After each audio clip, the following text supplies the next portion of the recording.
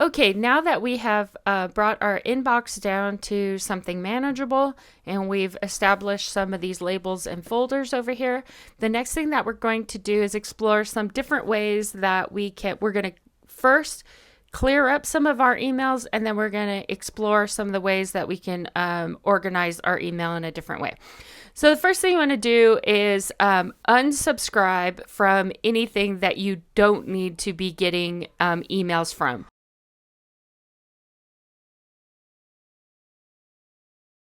So we all get these crazy emails from different places. Who knows how they got our email? We don't know. So I'm going to go ahead and go to this one. That's the Girls Who Code. And any of these emails, you're going to scroll to the very bottom of the email. And somewhere down here, a lot of times it's hidden. It'll say unsubscribed or opt out of these emails. You're going to click on that. Depending on the service that the emails use, you're going to have to reply to or go through several clicks to unsubscribe. But you should be allowed to unsubscribe from any of those emails.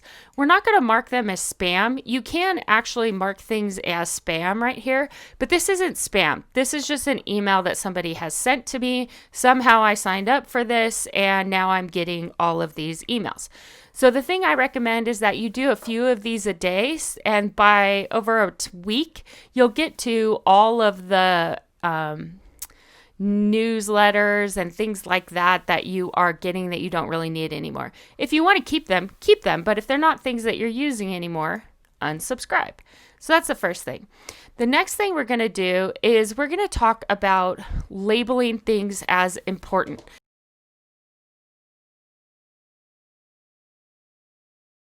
So you may have noticed that on some of your emails, some of them pop up where this is yellow.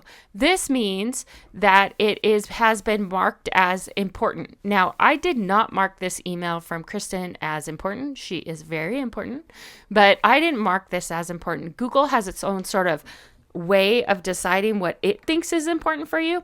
So the way that we're going to teach Google what we think is important is, first thing we're going to do is tell Google it's wrong. So I'm going to search for important, the label important, and now it's going to bring me all of the emails that Google has marked as important. I have not marked any of these as important. I'm going to select. This is the same process that we did with all of our unread emails. And I'm going to select all 4,000 conversations. And then I'm going to click over here and mark as not important. So what I'm telling Google is, hey, none of these emails are important. And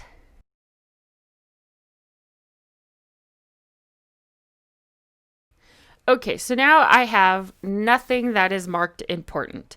And so now I'm going to start to train Google to know what I think is important. So I'm going to go ahead and I'm going to mark some of the emails on here that I think are important. So this message from my principal is important. This message from our dean is important. And I'm going to go ahead and say, oh, this message from Mr. Ruiz is important. All of those I have marked as important. If you continue to do that as emails come in now, that you've kind of brought your email box down to something that's manageable, you'll start to teach Google what is important to you. Some reason Google decided that those 4,000 emails were important to me. It did not ask me. It just decided, and now I'm going to be the boss of what is important to me in Gmail. Why do we want to mark these as important? Well, the first day I had you change your email inbox to unread first, but there's also another choice. So if you go up here to the settings, you scroll down, you can have your important emails first. We have it right now where it's unread first. So I'm going to go ahead and choose this important first. Now we're going to change it so that your inbox is important first. This is just a different way to sort your email. So now instead of seeing my unread emails first, I'm going to see my important emails.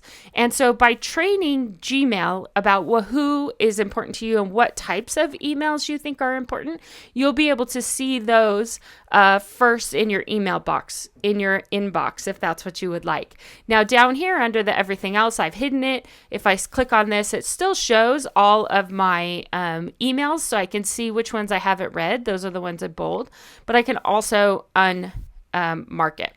So that's one way that you can organize your email, by placing the important ones first. And you're going to train Gmail to know what's important to you by clicking on this little icon right here, and it'll mark it as important.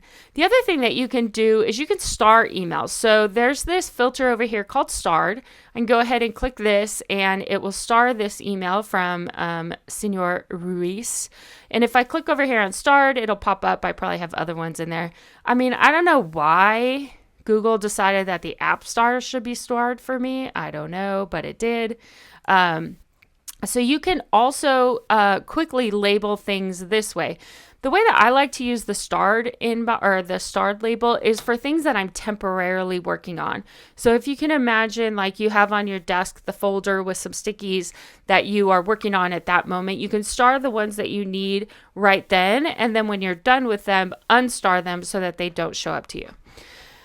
So that is 3 ways by getting rid of unwanted newsletters and ads, by unsubscribing, by clearing your inbox and of important emails and training Google what is important to you, and then using the stars that you can organize your inbox.